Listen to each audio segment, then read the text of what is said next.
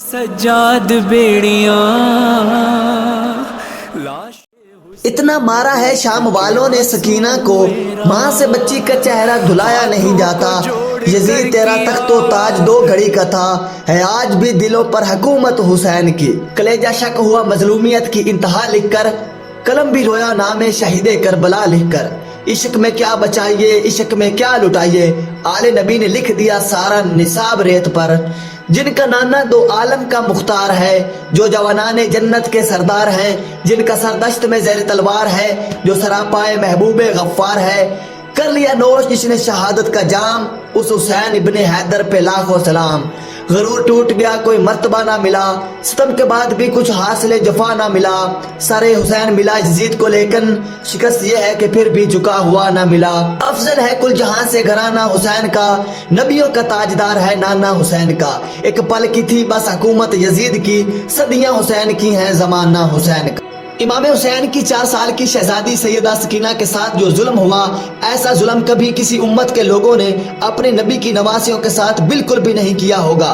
حضرت امام حسین نے فرمایا، مجھے وہ گھر بالکل بھی اچھا نہیں لگتا جہاں سکینہ اور ام رباب نہ ہوں، اور کربلا سے لے کر ملک شام تک وہ کون سا ظلم تھا جو ان ظالموں نے سیدہ سکینہ پر نہ کیا ہو۔ جب میدان کربلا میں سب کے سب شہید ہو گئے اور امام حسین تنہا رہ گئے، امام حسین کا ایک گھوڑا تھا جس کا نام ذوالجناح تھا۔ وہ ذوالجناح پر سوار ہوئے اور ذوالجناح کی لگام کھینچ کر آگے بڑھتے ہیں، لیکن ذوالجناح آگے نہیں بڑھتا۔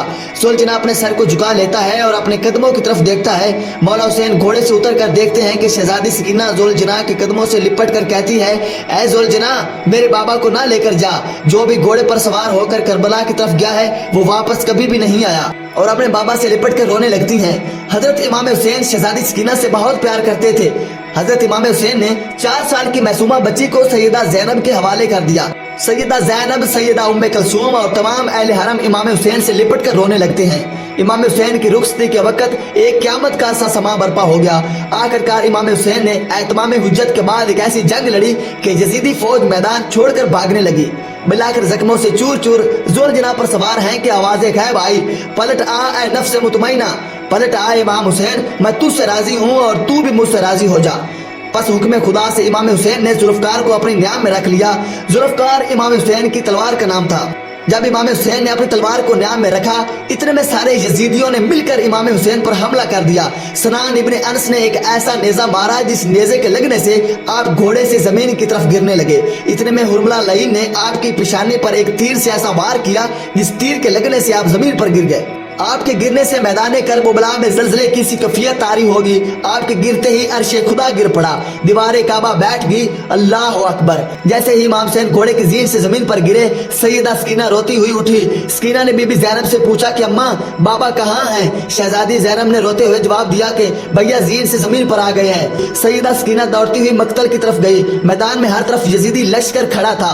شہزادی سکینہ نے لوگوں سے پوچھا کہ میرے بابا کہاں ہیں؟ ان میں سے ایک لعین ملعون بولا کہ تمہارے بابا کا نام کیا ہے؟ جیسے ہی سیدہ سکینہ نے فرمایا کہ حسین، اس ملعون نے ایک تیر کو نکالا، امام حسین کو تیر مارتے ہوئے بتایا کہ دیکھ تیرا بابا یہ ہے۔ سیدہ سکینہ دوڑتے ہوئے بابا کی طرف پہنچ گئی اور اپنے بابا کے خشک گلے پر خود خنجر چلتے ہوئے دیکھ رہی تھی۔ 4 سال کی ننھی منی بچی باپ کو قریب آ کر ذبح ہوتے ہوئے دیکھ رہی تھی۔ شمر ملعون سیدہ سکینہ کو دیکھ کر خنجر اور ضربیں لگانے لگتا ہے۔ اس شمر نے امام حسین کی گردن پر 13 ضربیں لگائیں۔ شہادت امام حسین کے بعد ظالموں نے آپ کے جسموں پر گھوڑے دوڑائے، خیموں میں آگ لگا دی اور اہل حرم کو قید کر لیا۔ کربلا کے بعد ایک مرتبہ ایک شخص نے مدینہ شریف میں امام زین العابدین سے پوچھا کہ اے نواسہ رسول، بس اتنا بتا دیجئے کہ جب پہلی مرتبہ خیموں میں آگ لگی تو چھوٹے چھوٹے بچے کیسے خیموں سے باہر آئے؟ آپ کے ہاتھوں میں تسبیح تھی۔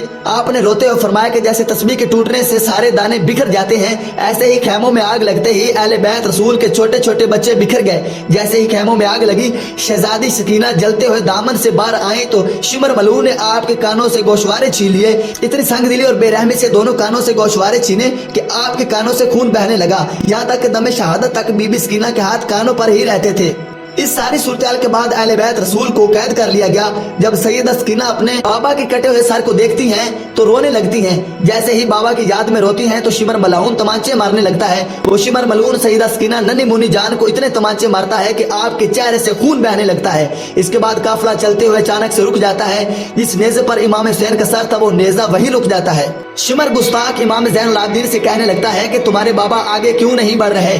सैयद सजाद सैयदा ज़ैनब से फरमाते हैं कि फूफी अम्मा बाबा का सर ठहर गया है। सैयदा ज़ैनब ने देखा कि बीबी सकीना नहीं है। उन्होंने बीबी सकीना को ढूंढना शुरू कर दिया। सैयदा ज़ैनब ने देखा कि एक निकाह पोश खातून है जो बीबी सकीना को अपनी गोद में लिए है और बीबी सकीना से बहुत प्यार कर रही है। सैयदा ज़ैनब ने फरमाया कि बीबी आप कौन हैं। उस बीबी ने चेहरे से निकाह को हटाकर फरमाया कि ज़ैनब मैं हूँ तेरी माँ फातिमा।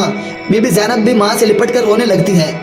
सैयदा ज़ैनब बीबी सकीना को लेकर वापस आ गई। वापस आते ही शिमर बीबी सकीना को दोबारा तमांचे मारने लगता है।